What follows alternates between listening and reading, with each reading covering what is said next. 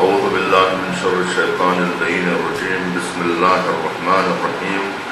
الحمد لله رب العالمين، والصلاة والسلام على رسوله الكريم وأهل بيته الطيبين الطاهرين وأصحابه المنتجبين.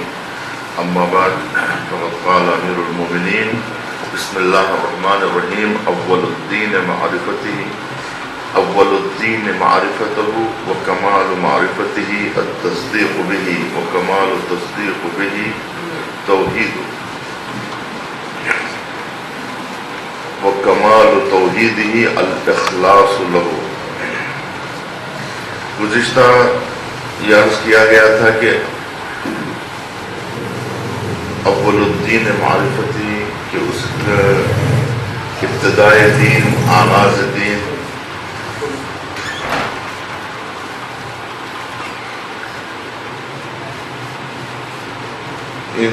ان جملات کی وضاحت ہو چکی ہے کہ آغاز دین معرفت پروردگار اور کمال معرفت اس کی تصدیق کرنا ہے. یعنی دین شروع ہوتا ہے اللہ کی معرفت سے.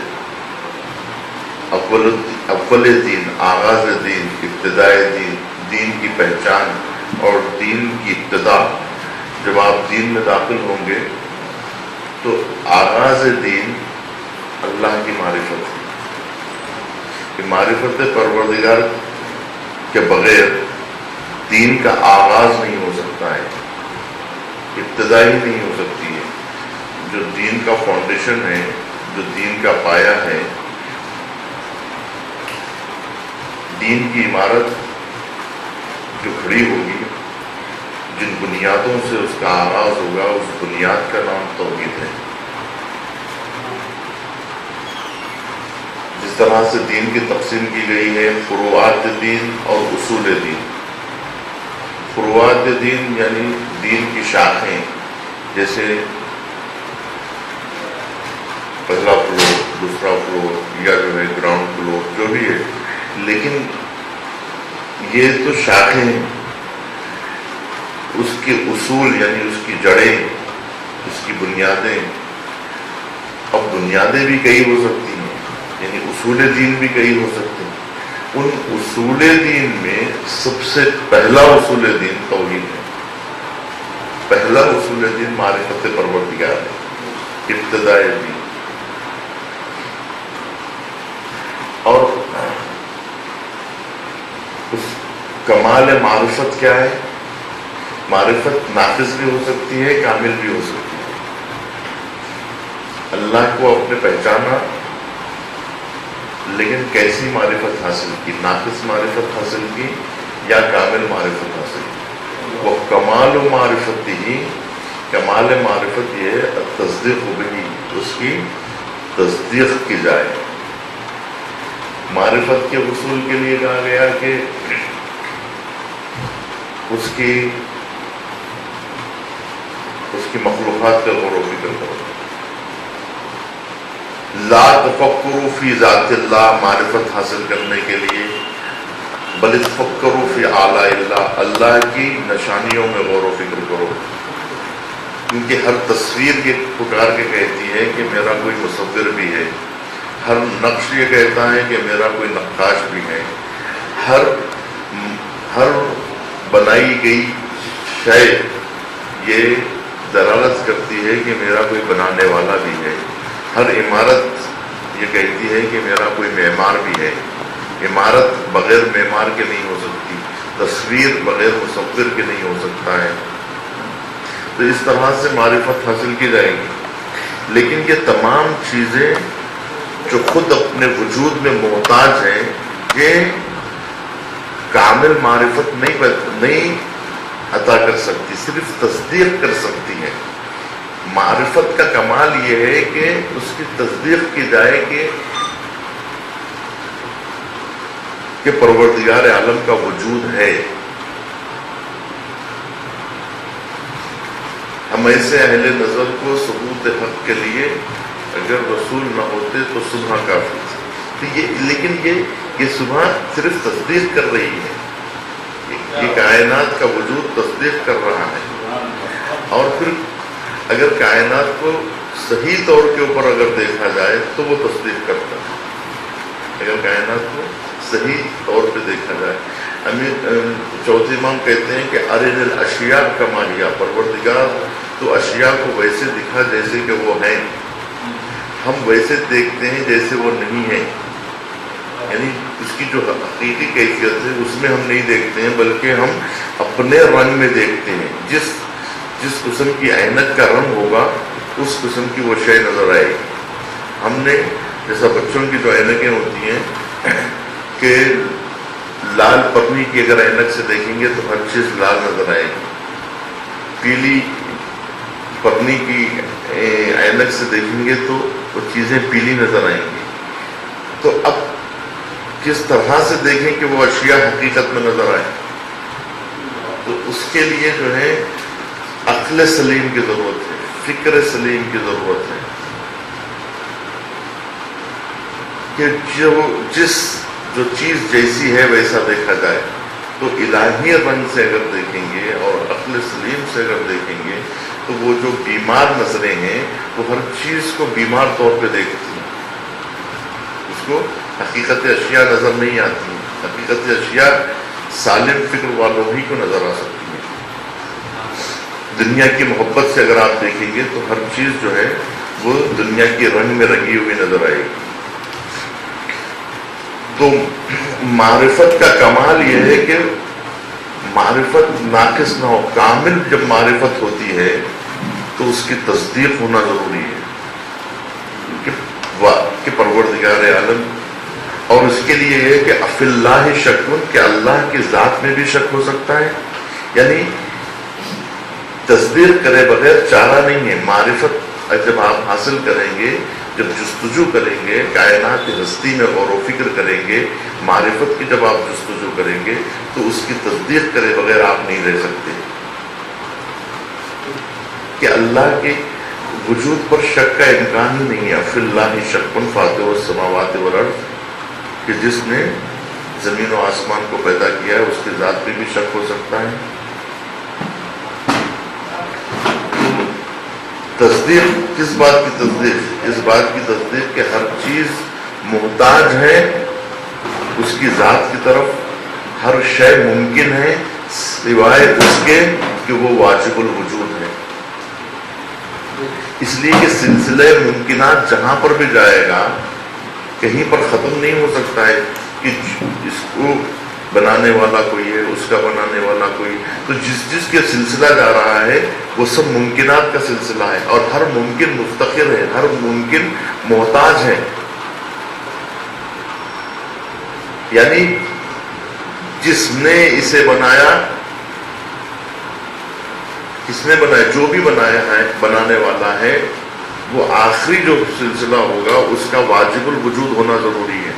اگر وہ بھی ممکن ہوگا تو پھر اس کو بھی کوئی بنانے والا ہونا پڑے گا. یعنی اس کو اس نے بنایا، پھر اس کو کس نے بنایا؟ تو اس نے بنایا. پھر اس کو کس نے بنایا؟ تو کسی اور نے بنایا ہے.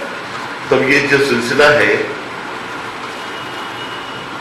وہ سلسلے میں واجب پہ آ کے وہ سلسلہ ختم ہونا پڑے گا کہ اس کو کسی نے بھی نہیں بنایا. مثال کے طور کے اوپر یہ چیز، یہ غذا آپ نے جو لا کے رکھی ہے یہ نمکین ہے. یہ نمکین کیسے ہوئی؟ یہ نمکین کیسے ہوئی؟ تو فلاں چیز، وہ فلاں چیز کی وجہ سے نمکین ہوئی. وہ فلاں چیز کیسے نمکین ہوئی؟ فلاں چیز کی وجہ سے نمکین ہوئی. تو یہ سلسلہ چلتا رہے گا جب تک کہ بات نمک تک نہ پہنچے. اب آپ نمک کے بارے میں نہیں کہہ سکتے کہ نمک کو کس نے نمکین کیا، اس لیے کہ ہر چیز کو نمک نمکین کرتا ہے، نمک کو کسی نے نمکین نہیں کیا. یعنی نمک ذاتی طور پر نمکین نہیں، یعنی اس کی ذات میں نمک ہے، اس کی ذات میں نمکینیت ہے، اس کی ذات میں کھارا پنا ہے. اس کو کسی نے کھارا نہیں کیا ہے بلکہ وہ خود کھارا ہے. کسی کی وجہ سے وہ کھارا نہیں ہوا ہے بلکہ وہ خود کھارا ہے.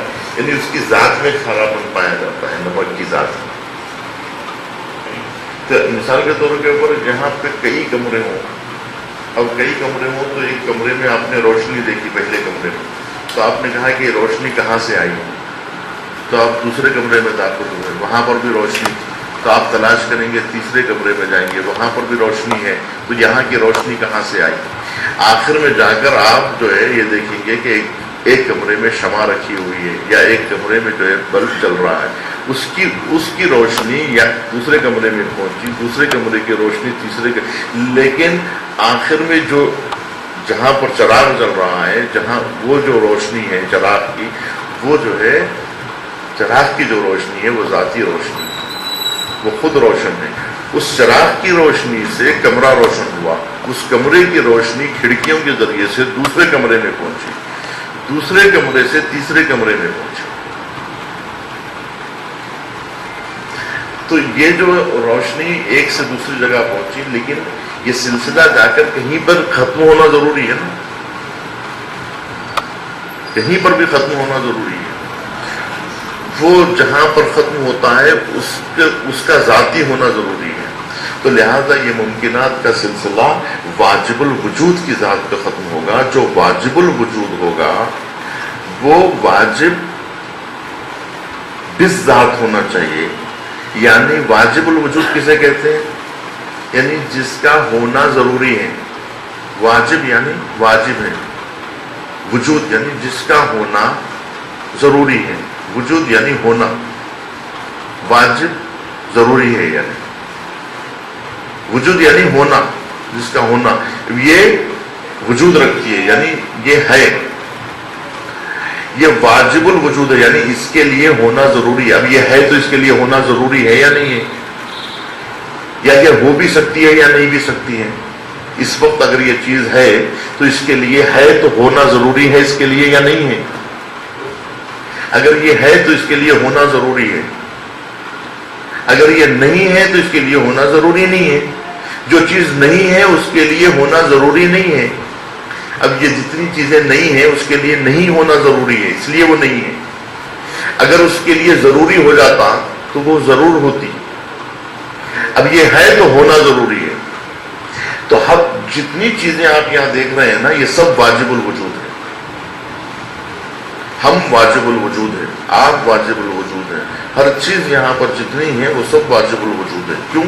اس لیے کہ جتنی چیزیں یہاں موجود ہیں اس کے لیے ہونا ضروری ہے۔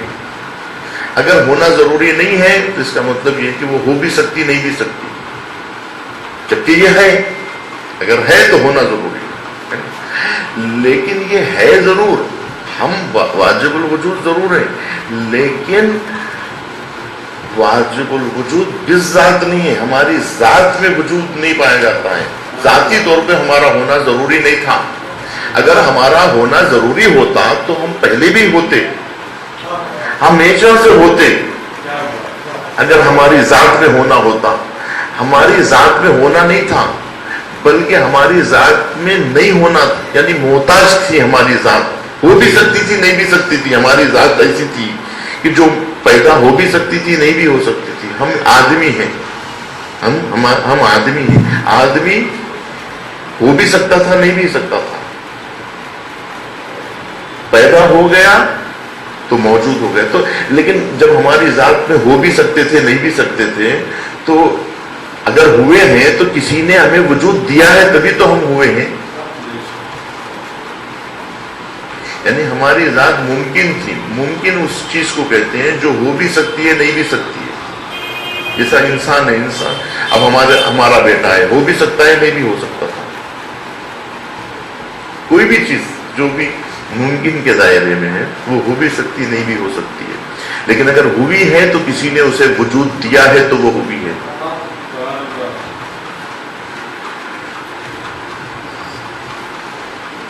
تو لہذا ہم واجب الوجود ہے مگر بالغیر ہے، یعنی ہم واجب ہیں لیکن کسی غیر کی وجہ سے واجب ہے، کسی کی وجہ سے ہم واجب ہیں۔ وہ کوئی اور کون ہے کہ جس کی وجہ سے یہ ساری چیزیں واجب ہوئی ہیں؟ اس کو کس نے واجب کیا ہے؟ تو وہ ذاتی طور پہ واجب ہے، اس کی ذات میں وجود پایا جاتا ہے۔ اور اگر ہم واجب ہوئے ہیں تو کسی کی وجہ سے واجب ہوئے ہیں۔ ورنہ ہم واجب نہیں ہوتے،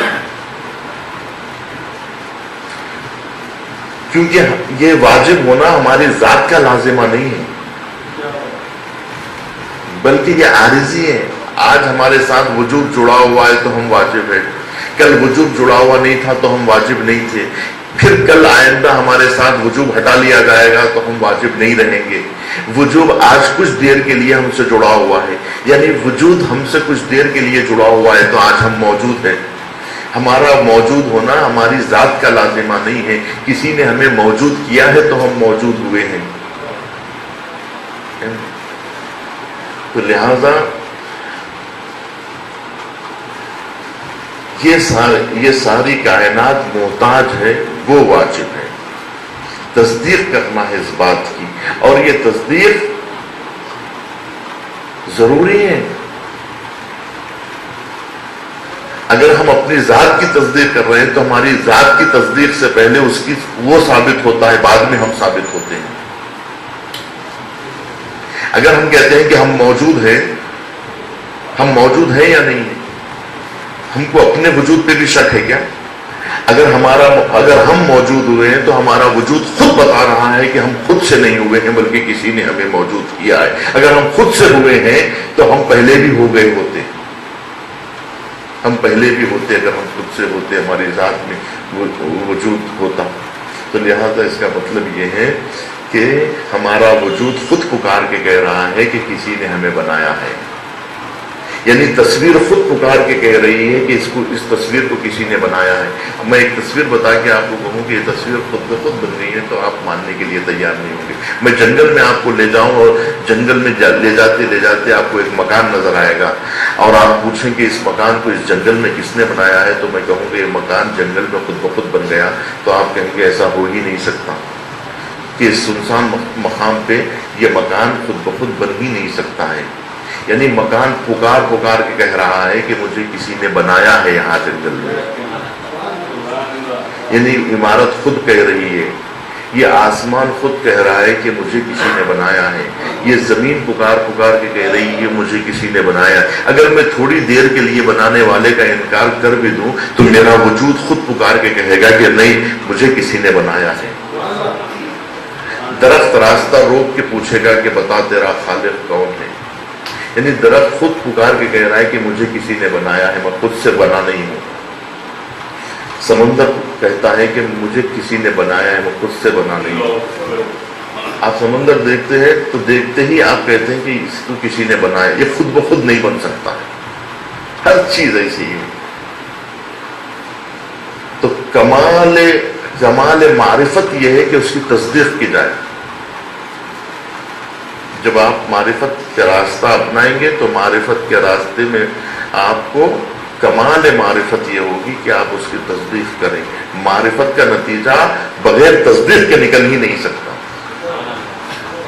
معرفت کا نتیجہ امیر المومنین کہہ رہے ہیں بغیر تصدیق کے نہیں نکل سکتا، لہذا معرفت تصدیق پہ آ کے ختم ہوگی۔ یہ بات ہو چکی ہے، میں پھر سے دوسرے، اور اتنے ادلے ہیں، اتنی دلیلیں ہیں، اتنے براہین ہیں، اتنی دلیلیں ہیں کہ ہم جو ہے، اور یہ باب وہ ہے جو سب سے سخت ترین باب ہے، توحید کا باب۔ توحید میں گفتگو کرنا بہت مشکل ہے، باب توحید میں لب کشائی کرنا بہت مشکل ہے، اور توحید سمجھے بغیر دین کا کاروان آگے نہیں بڑھ سکتا، دین سمجھ ہی میں نہیں آ سکتا۔ اس لیے کہ جتنے آپ کو ادیان ہیں، ہے نا، دین بننے کے لیے ضروری ہے کہ اس میں مبدا اور معاد کا ہونا ضروری ہے، یعنی تصور مبدا اور تصور معاد، یعنی کہاں سے شروع ہوا کہاں سے ختم ہوا، آغاز اور انجام، ابتدا اور انتہا۔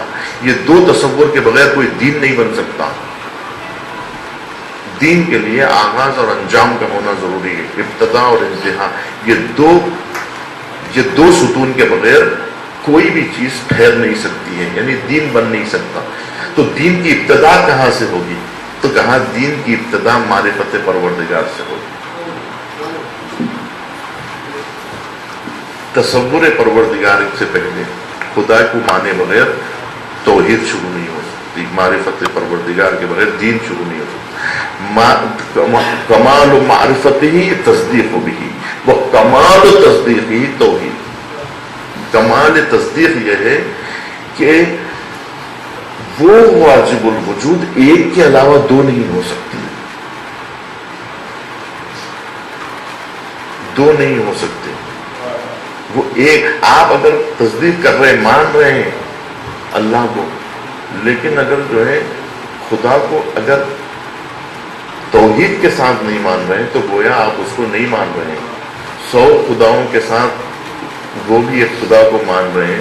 360 بتوں کے ساتھ اس کو بھی اگر آپ اس کو بھی ایک اضافہ کر رہے ہیں تو اس کا مطلب آپ اس کو حقیقت میں نہیں مان رہے ہیں. کمال تصدیق توحید ہے. مان رہے ہیں آپ. سب کہتے ہیں ہم اللہ کو مانتے ہیں. اگر کفار قریش سے بھی کہتے کہ اللہ کو مان لو تو وہ بھی مان لیتے. مسئلہ کیا ہوا؟ تصدیق کرنے کا مسئلہ نہیں. اللہ کو مان لو، اللہ کی تصدیق کرو، تسلیم کر لو کہ خدا ہے. تو کہیں گے ہاں خدا ہے، 360 کے علاوہ وہ بھی ہے. جو 360 کو مان رہے ہیں وہ اس کو، جو 360 کو مان رہے ہیں وہ ایک کو ماننے میں کیا مسئلہ ہے؟ تو 361 ہو جائیں گے. جو لوگ جو ہے ہزاروں خداؤں کو مانتے ہیں ان کو ایک خدا کو ماننا کیا مشکل ہے. لیکن کہا یہ جا رہا ہے کہ صرف ایک ماننا ہے، اس کے علاوہ کسی کو نہیں ماننا ہے.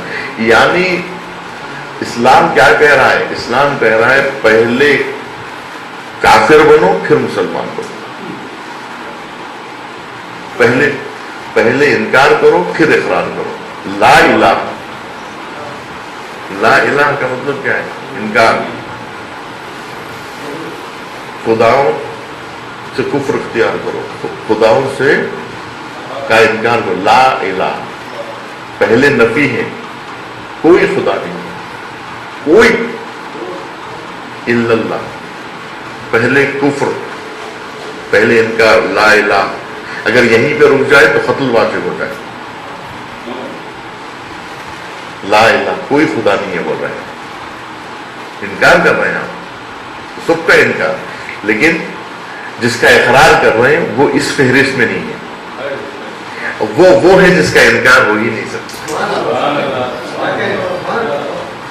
خدا قابل انکار نہیں ہے. جس کا انکار کر دے وہ خدا نہیں ہے، اور جس کا انکار ہو سکتا ہے وہ بھی خدا نہیں ہے.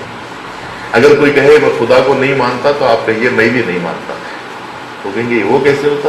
اس لیے کہ جس کا تم انکار کر رہے ہو وہ انکار کے لائق ہوگا.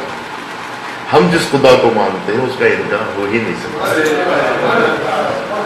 یعنی آپ جس کو کہہ رہے ہیں کہ خدا نہیں ہے، وہ کون سا خدا نہیں ہے؟ آسمان پہ خدا نہیں ہے. میں بھی کہتا ہوں آسمان پہ کوئی خدا نہیں. اوپر والا کوئی نہیں ہے. میں بھی کہتا ہوں اوپر والا. ہم جس کو مانتے ہیں وہ اوپر والا ہے نہ نیچے والا ہے.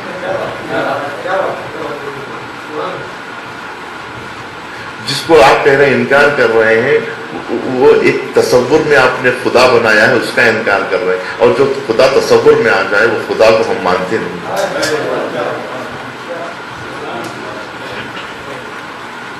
اس لیے کہ آپ کہہ رہے ہیں خدا کو نہیں مانتا، یعنی آپ نے کوئی خدا تصور میں لایا ہے نا، تبھی تو آپ کہہ رہے ہیں کہ میں اس کو نہیں مانتا.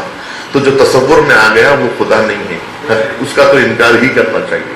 وہ جو مخلوق ہے آپ کے ذہن کی، جو آپ کے ذہن کی مخلوق ہے، جو ذہن کی اختراع ہے، وہ آپ کے ذہن کی اختراع ہے، اس کا تو انکار ہی کر دینا چاہیے. اور یہ سمجھ لینا چاہیے کہ خدا وہ ہے جس کا انکار ممکن نہیں ہے. تصدیق کرنا ضروری ہے. اور تصدیق کس بات کی تصدیق کرنا ہے؟ توحید کی تصدیق کرنا. اور میں اس سے پہلے عرض کر چکا کہ توحید امیر المومنین کے ذریعے سے معلوم ہوئی ہے دنیا میں. یعنی نہج البلاغہ کو پڑھے بغیر لوگوں نے توحید سمجھی نہیں تھی. توحید امیر المومنین نے سمجھائی ہے. یعنی وہ لوگ جو تحقیق کرنے والا ذہن ہے، جو سمجھنے والا ذہن ہے، اس کو سمجھ میں نہیں آ رہا تھا، اور جنہوں نے سمجھا تھا وہ ناقص توحید سمجھی تھی. کامل توحید جو ہے انہوں نے نہیں سمجھی تھی. ایک وہ چیز ہے جو انسان اس کی معرفت چشمے کی طرح پھوٹتی ہے قلب کے اندر سے، ہے نا؟ جو عقلوں میں نہیں آتا ہے مگر دل اس کا اقرار کرتا ہے، جو عقول میں نہیں سماتا ہے. تو لیکن جو لوگ عقل کے ذریعے سے کوشش کر رہے تھے سمجھنے کی، انہوں نے کیا سمجھا؟ امیر المومنین توحید کو استدلالی انداز میں سمجھا رہے ہیں. مانتے تو سب تھے لیکن کوئی سمجھا نہیں سکتا تھا، اور جو سمجھنے کی بات آتی تو غلط سمجھتے تھے. یعنی 1000 سال تک لوگ یہ سمجھتے رہے کہ اللہ ایک ہے، ایک ہے یعنی عدد والا ایک ہے، یعنی 2 نہیں ہے، 3 نہیں ہے، ایک ہے. اور جبکہ امیر المومنین کہتے ہیں ہر عدد کم ہوتا ہے، ہر عدد کم ہوتا ہے. عدد والا جو ایک ہوتا ہے وہ کم ہوتا ہے، 2 زیادہ ہے نا ایک سے. اگر آپ کہیں اللہ ایک ہے یعنی اللہ کم ہے. اللہ کو کم ہونا چاہیے یا زیادہ ہونا چاہیے؟ وہ ایسا ایک ہے جو ایک ہوتے ہوئے بھی کم نہیں ہے.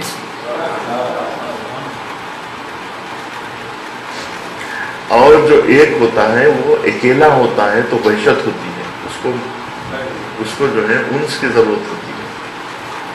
تو کہا وہ ایسا ایک ہے کہ جس کو وحشت نہیں ہوتی اپنی تنہائی سے. یعنی وہ ایک ہو کے کم نہیں ہے، سب کچھ ہے، وہ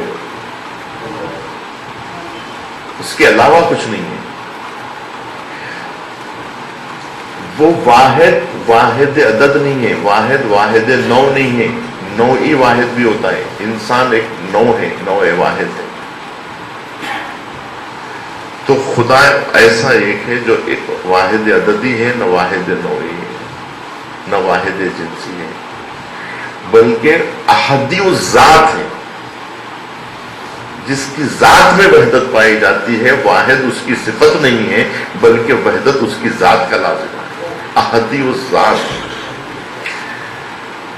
تو یہ امیر المومنین کے کلام سے واضح ہوتا ہے کہ وہ کمال و معرفت ہی توحید ہو. کمال معرفت اس کی توحید ہے، توحید اقرار توحید کے وہ ایک.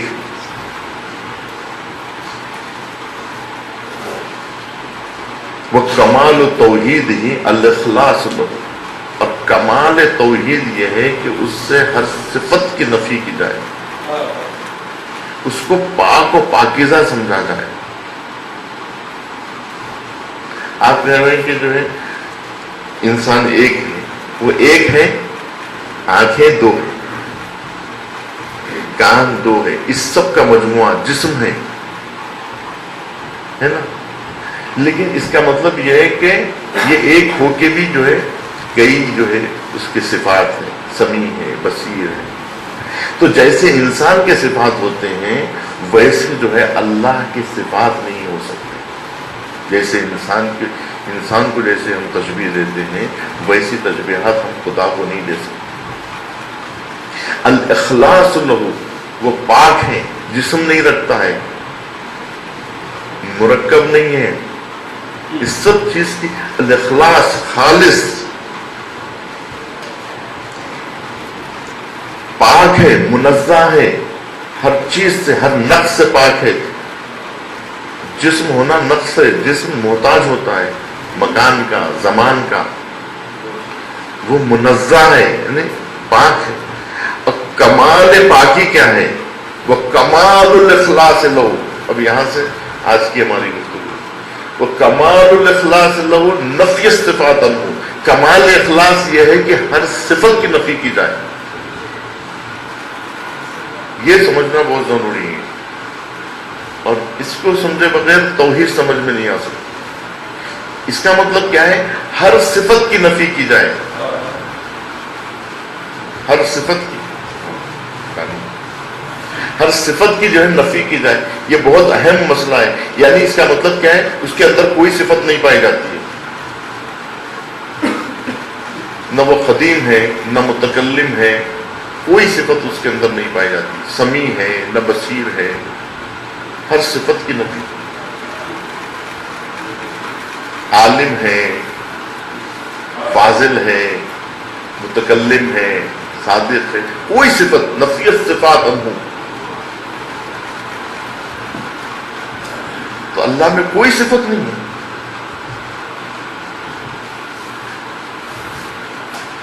اب ہم کسی انسان کی کیسے تعریف کرتے ہیں؟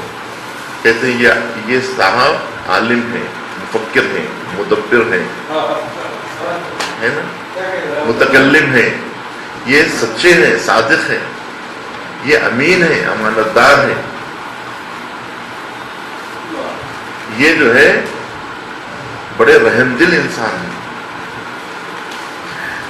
تو کیا ہوا؟ ایک انسان ہوا، ایک موضوع ہوا، اس کے یہ صفات ہوئے.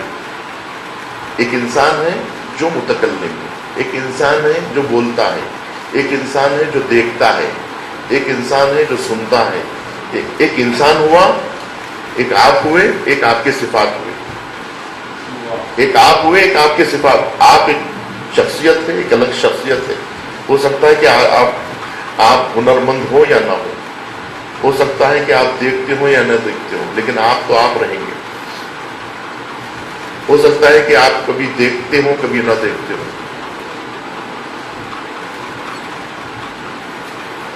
ہو سکتا ہے کہ انسان آج دیکھ رہا ہے، کل نہیں دیکھے گا، اندھا ہو جائے. ہو سکتا ہے اندھا ہو جائے، تو کیا وہ نہیں رہے گا؟ وہ تو رہے گا. یعنی اس کی ذات الگ ہے، اس کا دیکھنا الگ ہے. وہ عالم نہیں تھا، آج عالم ہوا. آج حافظ ہوا تو حافظ کہلایا. حفظ ختم ہو گیا، ذہن سے نکل گیا تو حافظ نہیں رہا. شاعری کرے گا تو شاعر کہلائے گا، شاعری نہیں کرے گا تو شاعر نہیں کہلائے گا. علم حاصل کرے گا تو عالم کہلائے گا، بولے گا تو متکلم کہلائے گا، نہیں بولے گا تو متکلم نہیں کہلائے گا. کوئی چیز پیتا ہے، پیے گا تو شارب کہلائے گا. پانی پیے گا تو شارب الماء کہلائے گا، شراب پیے گا تو شارب الخمر کہلائے گا. کھانا کھائے گا تو عاقل کہلائے گا، نصرت کرے گا تو ناصر کہلائے گا، مارے گا تو ضارب کہلائے گا، ہے نا، دیکھے گا تو سمیع کہلائے گا. وہ یعنی ایک انسان ہے کہ اس کے صفات ہیں. تو اب یہ کہ قدیم اس کی صفت ہے، تو اللہ ہے ایک، اس کی ذات، اس کی صفت ہے. قدیم ہونا اس کی صفت ہے، متکلم ہونا اس کی صفت ہے. تو اس کا معلوم ہے کہ ایک ذات ہے، ایک صفت ہے. تو اب ایک ذات ہے، ایک صفت ہے، پھر علم ایک صفت ہے. تو کتنے صفات ہو گئے؟ ذات اور اس کے صفات. تو ذات قدیم ہے، اس کے صفات قدیم ہے. پہلے ذات تھے یا پہلے صفات تھے؟ تو یہ صفات کب آئے؟ کس نے اس کو یہ صفت دی؟ کب سے وہ قدیم ہوا؟ کب سے وہ جو ہے وہ کب سے ہے؟ کب سے خدامت جو ہے اس کی صفت جو ہے نا وہ، اور اس کی ذات جب سے اس کی ذات ہے، جب سے کب سے ہے اس کی ذات؟ بہرحال تو اس کا مطلب کیا ہوگا؟ تعدد صفات ہوئے. تو اللہ قدیم ہے، صفات بھی قدیم ہے. تو لہذا یہ کیسے ہو گیا؟ یہ بالکل جو ہے انسان کی جیسے صفات ہوتے ہیں ویسے اللہ کی بھی صفات ہو گئی. جیسا انسان کی ذات الگ ہے، اس کے صفات الگ ہے، ایسے ہی اللہ ہے اور اللہ کے صفات ہیں. تو یہ کہہ رہے ہیں کہ ایسی صفت اللہ کے پاس کچھ بھی نہیں ہے. نفی اللہ سے ہر صفت کی نفی کر دو کہ کوئی صفت اس کے اندر نہیں پائی جاتی. کیوں؟ کمال الاخلاص لہو، کمال تنزیہ، کمال پاکی، کمال اخلاص کہ ہر صفت کی نفی کر دو. کمال الاخلاص یہ ہے کہ نفی الصفات، ہر صفت کی اس سے نفی کر دو. کیوں کر دیا جائے؟ لشہادت کل صفت انہا غیر الموصوف، اس لیے کہ ہر صفت یہ کہتی ہے کہ میں موصوف نہیں ہوں. ہر صفت کیا کہہ رہی ہے؟ میں موصوف نہیں ہوں. صفت کیا ہے؟ عالم ہونا. صفت کیا ہے؟ فاضل ہونا. صفت کیا ہے؟ سمیع ہونا. صفت کیا ہے؟ بصیر ہونا. صفت کیا ہے؟ ہنرمند ہونا. یہ صفات ہے نا. صفات کیا کہہ رہے ہیں؟ میں موصوف نہیں ہوں کہہ رہے ہیں نا. موصوف الگ ہے، صفت الگ ہے. صفت آج ہے کل نہیں رہے گی، صفت الگ ہے. عالم ہونا ایک الگ صفت ہے، موصوف الگ ہے. شاعر ہونا ایک صفت ہے، شاعری ایک الگ صفت ہے. میں شاعر ہوں تو میں موصوف ہوں، شاعری ایک صفت ہے. تو میری ذات سے ہٹ کے ہے. ہر صفت یہ کہہ رہی ہے کہ میں موصوف نہیں ہوں. لشہادت کل صفت انہا غیر موصوف ولشہادت کل موصوف انہ غیر الصفت. اور شہادت موصوف یہ گواہی دیتا ہے کہ میں صفت نہیں ہوں. صفت یہ گواہی دیتا ہے کہ میں موصوف نہیں ہوں. صفت الگ ہے، موصوف الگ ہے. غور کریے کتنا اہم مسئلہ ہے. لشہادت کل صفت، ہر صفت یہ گواہی دیتی ہے کہ انہا غیر الموصوف، کہ وہ موصوف نہیں ہے. وشہادت کل موصوف، اور ہر موصوف یہ کہتا ہے کہ انہ غیر الصفات، کہ میں صفت نہیں ہوں. موصوف الگ ہے، صفت الگ ہے نا. آپ الگ ہے، آپ کی صفت الگ ہے. آپ الگ ہیں، آپ کی صفت الگ ہے. آپ شجاع ہیں تو شجاعت الگ چیز ہے، آپ الگ چیز ہے. کبھی آپ ہوتے ہیں شجاعت نہیں ہوتی. کبھی آپ ہوتے ہیں حلیم، حلم نہیں ہوتا. اگر حلم ہوگا تو آپ حلیم کہلائیں گے، شجاعت ہوگی تو آپ شجاع کہلائیں گے. یعنی اس کا مطلب یہ ہے کہ موصوف یہ کہہ رہا ہے کہ میں صفت نہیں ہوں، صفت یہ کہہ رہی ہے کہ میں موصوف نہیں ہوں. شہادت کل موصوف انہ غیر الصفت. فمن وصف اللہ سبحانہ، جس نے اللہ کی صفت بیان کی، جس نے اللہ کی صفت بیان کی. فمن وصفہ اللہ سبحانہ تعالی، جس نے یہ کہا کہ اللہ متکلم ہے، اللہ صادق ہے، اللہ عالم ہے، جس نے اللہ کی صفت بیان کی. فمن وصفہ اللہ سبحانہ تعالی فقد قرنہ، اس نے جو ہے اس صفات کو اس سے قریب کر دیا. قرنہ، اس سے نزدیک کر دیا. یہ صفت کو اس سے قریب کر دیا نا. عالم ہے یعنی علم کو ہماری ذات سے آپ نے قریب کر دیا. متکلم ہے، اب شاعر ہے، شاعری کو آپ نے قریب کر دیا. فمن وصفہ اللہ سبحانہ، جس نے اللہ کی توصیف بیان کی، صفت بیان کی.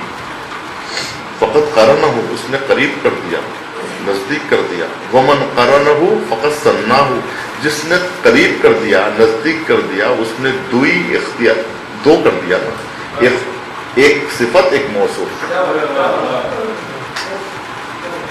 جس نے نزدیک کر دیا اس نے جو ہے نا فقط قرنہ.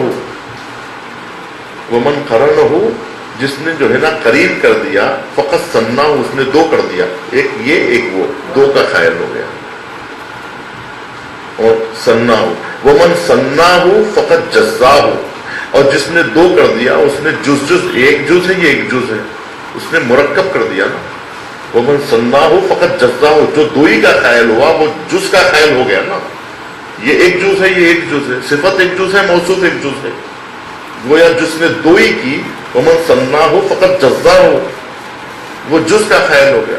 ومن جزاہ فقط جہل، اور جس نے دو کیا اس نے گویا وہ جاہل ہو گیا.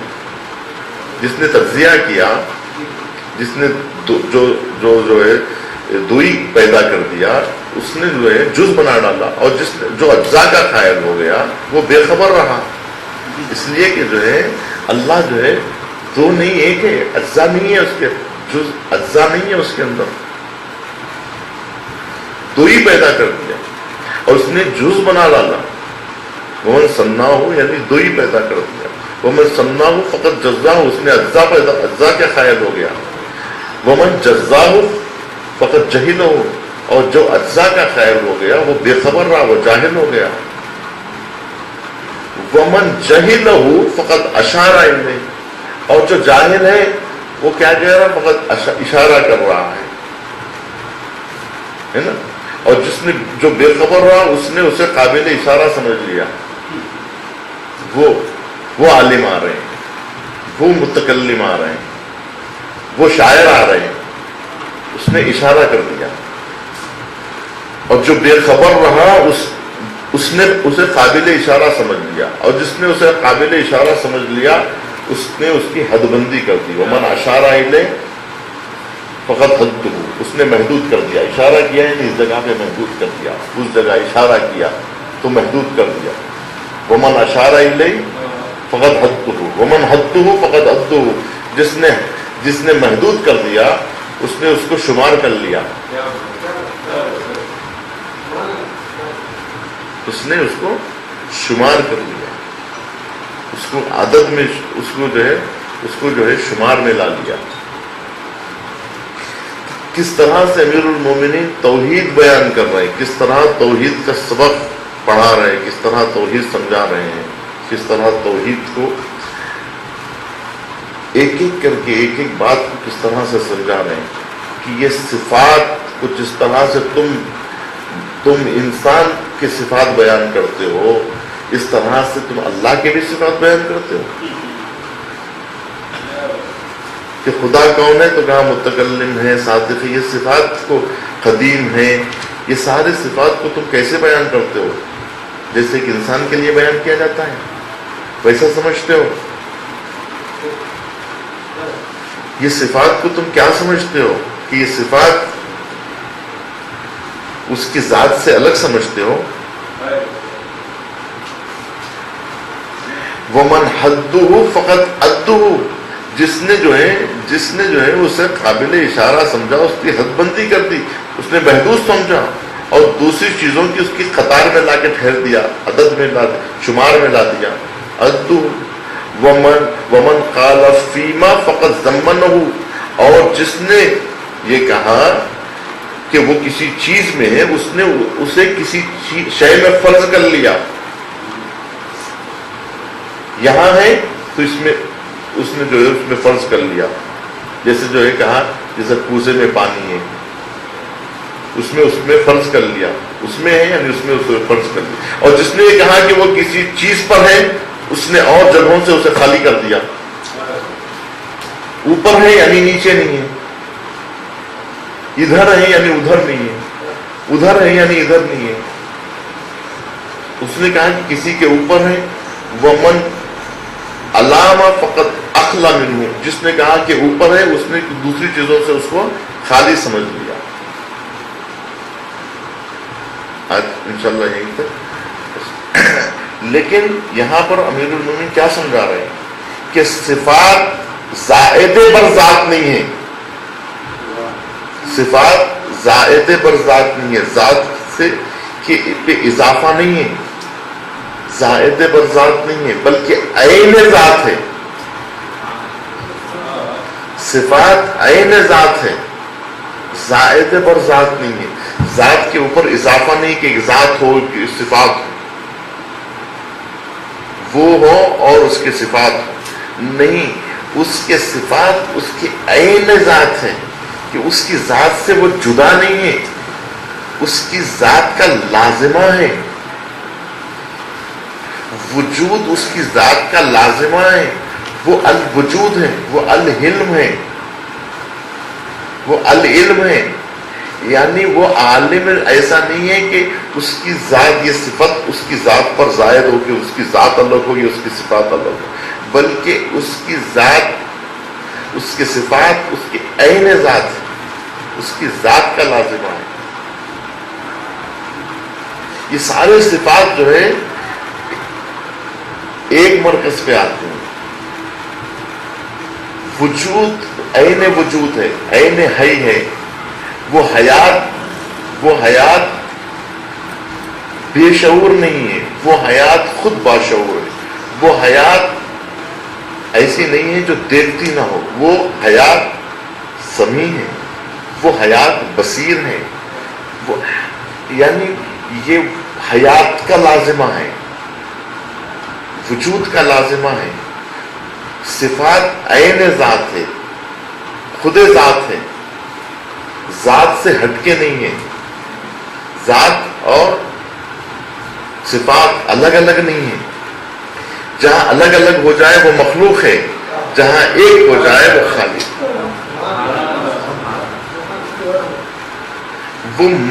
وہ مصدر حیات ہے، وہ حی القیوم ہے.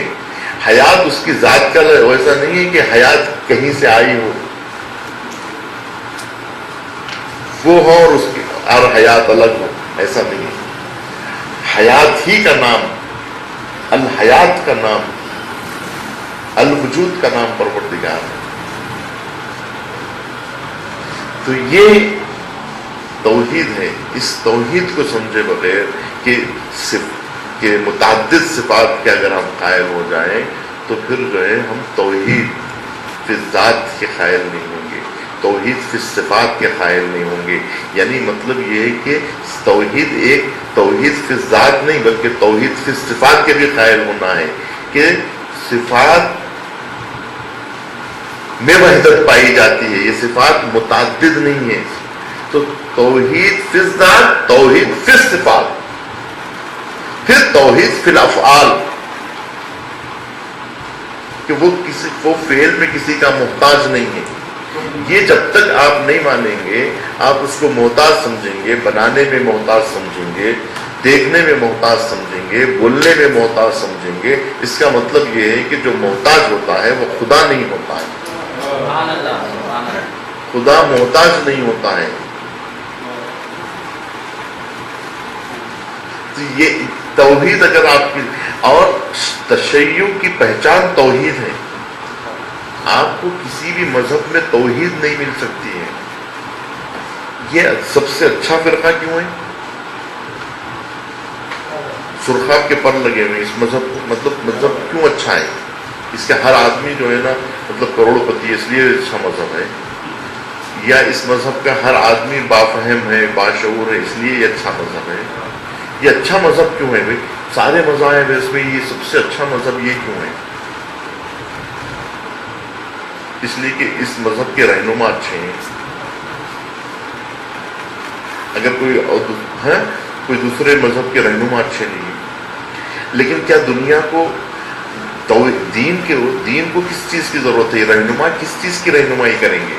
کدھر لے جائیں گے قوم؟ اچھے رہنما کیوں ہیں؟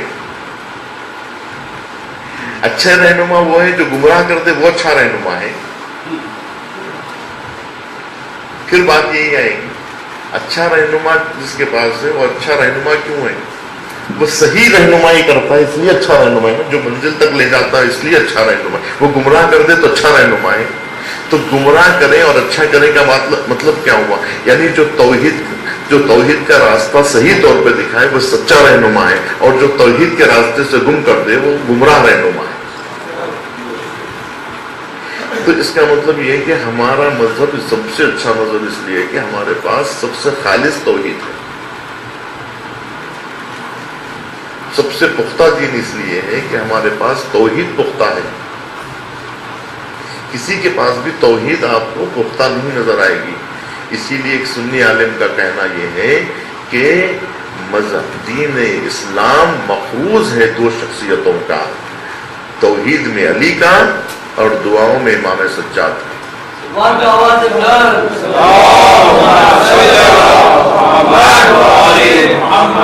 یہ دین مفروض ہے علی اور علی بن حسین کا، دو علیوں کا مفروض ہے. توحید میں اگر علی نہ ہوتے تو توحید سمجھ میں نہیں آتی، امام زین العابدین نہ ہوتے تو دعاؤں کا سلیقہ سمجھ میں نہیں آتا. دعاؤں کا ذخیرہ اور توحید کے معارف توحید امیر المومنین نے سمجھائی ہے. تو اس کا مطلب یہ ہے کہ جس دین میں توحید خالص ہوتی ہے وہ دین سب سے اچھا دین ہوتا ہے. جس دین میں توحید مشوش ہوتی ہے وہ دین ناقص دین ہوتا ہے. جو خدا کو نہ سمجھا، خدا تک نہ لے جا سکے وہ دین نہیں ہے. دین وہ ہے جو خدا تک لے جائے. وہ دین ہے جس میں خدا نظر، جس دین میں خدا نہ ہو وہ دین ہے. جس دین میں خدا کا تصور ناقص ہے وہ دین کامل دین ہو سکتا ہے. وہ ناقص دین ہے اس لیے کہ اس میں تصور توحید ناقص ہے.